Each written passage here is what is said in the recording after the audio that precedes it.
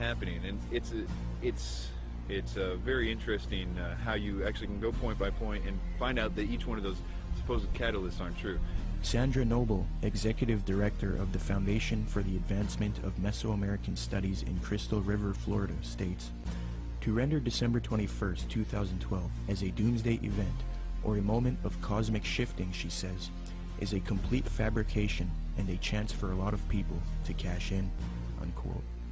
Many people are indeed cashing in because of the 2012 hysteria, but the reason 2012 is being pushed on the public so much is because it is in 2012 when the elite occultists and the New Age advocates plan to usher in the Age of Aquarius one-world system. Siri Data points out that the New Age consensus is that the Age of Aquarius one-world system will be ushered in 2012. Quote, "It is generally agreed that the actual time that we enter the Age of Aquarius will be 2012, unquote. Could this whole 2012 concept be propaganda to get people to accept the Age of Aquarius in 2012? Eugene Gallagher likewise notes that the supposed Age of Aquarius is expected to arrive in 2012. Quote, "The term New Age is most closely correlated with the astrological idea that we are about to enter a new age, the Age of Aquarius, which will arrive around 2012, unquote. Michael P. Mao states, "Yet 2012 does not mark the end of the world as oft predicted, but the birth of a new golden era, popularly known on the Earth plane as the Age of Aquarius," unquote.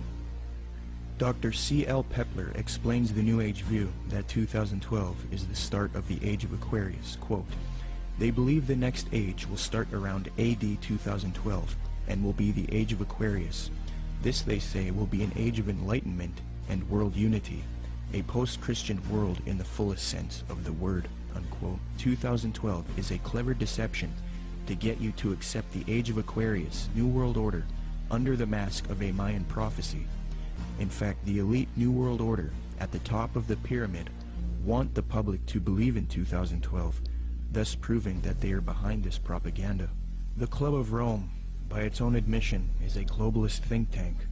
The aim of this organization, founded by Erwin Laszlo, is to solve the world's problems and erect a solution, a new world order, one world government, the same theme we have been talking about in the film.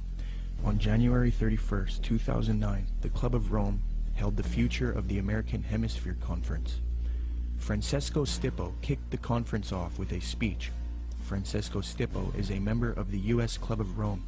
He authored the book World Federalist Manifesto, Guide to Political Globalization, where he states, quote, "Political globalization is the creation of a world government which regulates the relationships among governments."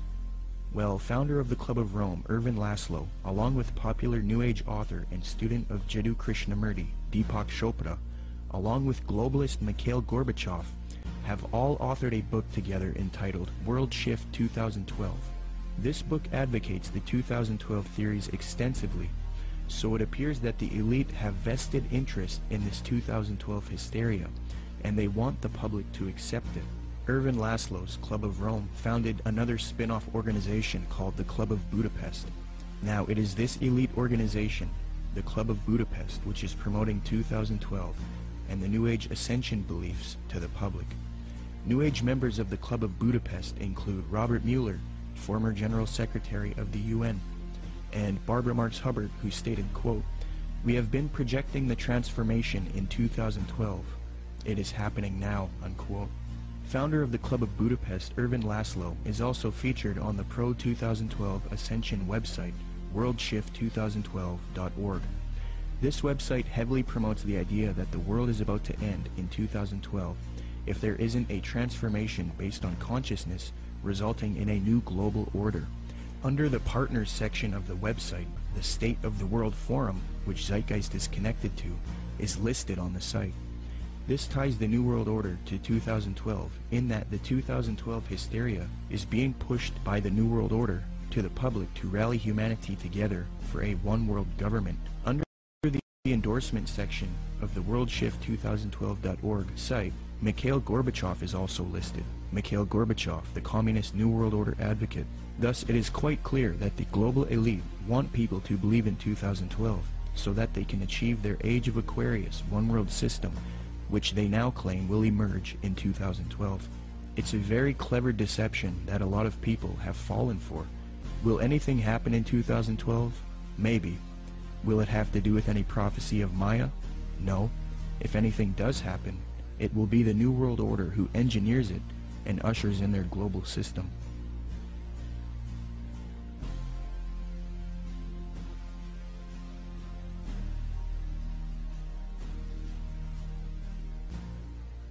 The reason the Christian anti-New World Order researchers have been silenced and replaced with New Age advocates is because the New World Order occultists and New Age advocates hate biblical Christianity.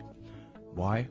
Because the Bible not only refutes their New Age beliefs, but it predicted their coming utopia, calls it out as an evil world system, and tells people to resist it.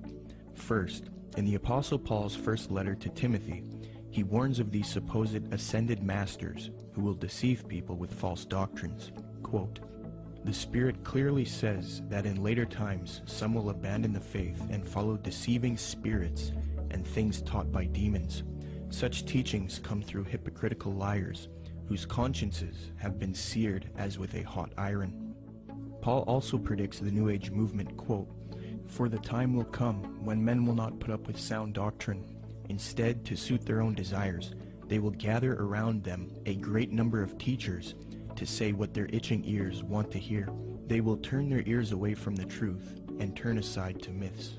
New Agers will often claim that the Bible promotes their astrological beliefs. However, in the Old Testament book of Isaiah, astrology is forbidden and identified as an abomination to God. Quote, "Let now the astrologers, the stargazers, the monthly prognosticators stand up and save thee from these things that shall come upon thee. Behold, they shall be as stubble." Zeitgeist's main source, Acharya S., claims that Jesus talks about the age of Pisces in Matthew 28:20, which states, "And teaching them to obey everything I have commanded you, and surely I am with you always to the very end of the age." However, although the zodiac was around in 1st century Palestine, the age concept was not around yet, so the biblical writers could not have been referencing the astrological age. Dr. Noel Swerdlow, professor of astronomy and astrophysics at the University of Chicago, states, "Within which group of stars the vernal equinox was located was of no astrological significance at all. The modern ideas about the age of Pisces or the age of Aquarius are based upon the location of the vernal equinox in the regions of the stars of those constellations. So when this woman says that the Christian fish was a symbol of the coming age of Pisces, she is saying something that no one would have thought of in antiquity." Unquote. When Matthew 28:20 talks about the end of the age, or in Greek, the end of the eon, he is not talking about astrological ages, as this concept was not around yet. The age referred to is that of Jewish understanding. As J.P. Holding remarks, quote, "Zeitgeist is correct that when Jesus refers to the end of the eon, he doesn't mean the end of the world. However, he is also not speaking of the astrological age of Pisces. Rather, in the 1st century Jewish thought, there was an awareness of the current age, ha-alom ha-zeh, and the age to come, ha-alom ha-ba. The distinction between the two appears both in the New Testament and in other Jewish writings. This has nothing to do with astrology." Unquote. Zeitgeist merely tried to deceive the public into the New Age worldview by distorting the biblical data, which actually condemns astrology. Moreover, Jesus, Paul, and John predict this coming world teacher, Antichrist or Maitreya, and the New World Order, one world government. And it is this reason that the elite and the New Agers hate true biblical Christianity. Paul writes in 2 Thessalonians, quote, "That you not be quickly shaken from your composure or be disturbed either by a spirit or a message or a letter as if it is from us, to the effect that the day of our Lord has come. Let no one in any way deceive you, for it will not come unless the apostasy comes first, and the man of lawlessness is revealed, the son of destruction, who opposes and exalts himself above every so-called God or object of worship, so that he takes his seat in the temple of God, displaying himself as being God. And you know what restrains him now, so that in his time he will be revealed. For the mystery of lawlessness is already at work. Only he who now restrains will do so until he is taken out of the way. Then that lawless one will be revealed, whom the Lord will slay with the breath of his mouth, and bring to an end by the appearance of his coming. That is the one whose coming is in accord with the activity of Satan, with all power and signs and false wonders. Jesus Christ warned of the Antichrist and false Christs. He says not to believe anyone who says, "Look, the Christ has returned." For Jesus Christ's real glorious second coming comes after the false Christ, or Antichrist, deceives the world. Matthew 43 states, "And Jesus answered and said to them, See to it that no one misleads you, for many will come in my name, saying, I am the Christ, and will mislead many. Then they will deliver you to tribulation and will kill you, and you will be hated by all nations because of my name. Then if anyone says to you, Behold, here is the Christ, or there he is, do not believe him. For false Christs and false prophets will arise, and will show great signs and wonders, so as to mislead, if possible, even the elect. Behold, I have told you in advance. So if they say to you, Behold, he is in the wilderness, do not go out. Or, Behold, he is in the inner rooms, do not believe them. For just as the lightning comes from the east and flashes even to the west, so will the coming of the Son of Man be. But immediately after the tribulation of those days, the sun will be darkened, and the moon will not give its light, and the stars will fall from the sky, and the powers of the heavens will be shaken. And then the sign of the Son of Man will appear in the sky, and then all tribes of the earth will mourn, and they will see the Son of Man coming on the clouds of the sky with power and grace. In the book of Revelation, the Apostle John warns about this evil world teacher who humanity worships as he claims to be God. And he opened his mouth in blasphemies against God, to blaspheme his name and his tabernacle, that is, those who dwell in heaven. It was also given to him to make war with the saints and to overcome them. And authority over every tribe and people and tongue and nation was given to him. All who dwell on the earth will worship him. Everyone whose name has not been written from the foundation of the world in the book of life of the Lamb who has been slain. And he causes all, the small and the great, the rich and the poor, and the free men and the slaves, to be given a mark on the right hand or their forehead. And he provides that no one will be able to buy or sell, except the one who has the mark, either the name of the beast or the number of his name.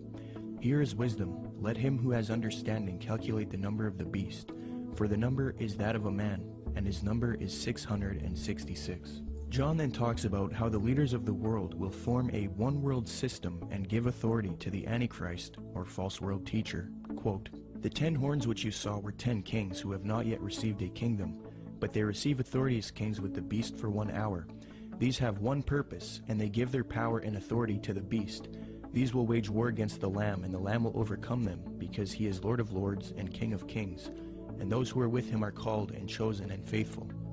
So if this Maitreya is real, and if he has the support of the New World Order, and if he plays a role in the coming world system, there is a high potential that he is in fact the Antichrist. We will have to wait and see. The Bible talks about how the real Lord Jesus Christ will return after this world system is created, and this world teacher deceives the planet. Revelation 6 says, Then the kings of the earth, the princes, the generals, the rich, the mighty, and every slave and every free man, hid in the caves among the rocks of the mountains. They called to the mountains and the rocks, Fall on us and hide us from the face of him who sits on the throne and from the wrath of the Lamb. For the great day of their wrath has come, and who can stand? The time that it's talking about in the Bible is actually going to be a time when the world is going to be extremely happy to be in this new system. And that includes people that right now think that they know all about the New World Order and all this stuff. Those people, included with the rest of the world, are going to be happy with being in the new system. What the Bible describes as something that is almost impossible to believe, in the sense that people are going to give their worship. These are politically correct people are going to give their worship to a man.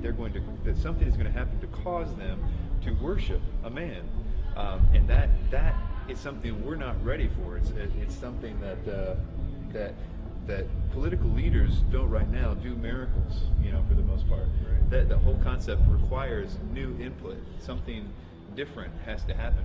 And I think that when you look at what the New Age is saying, what they say is going to happen, what every movie is talking about right now, this idea that there's a new rebirth coming, a New Age is going to be supernatural, that the aliens are going to come back, and all these concepts that if it really happened, we would be, many things would happen, none, the least, not the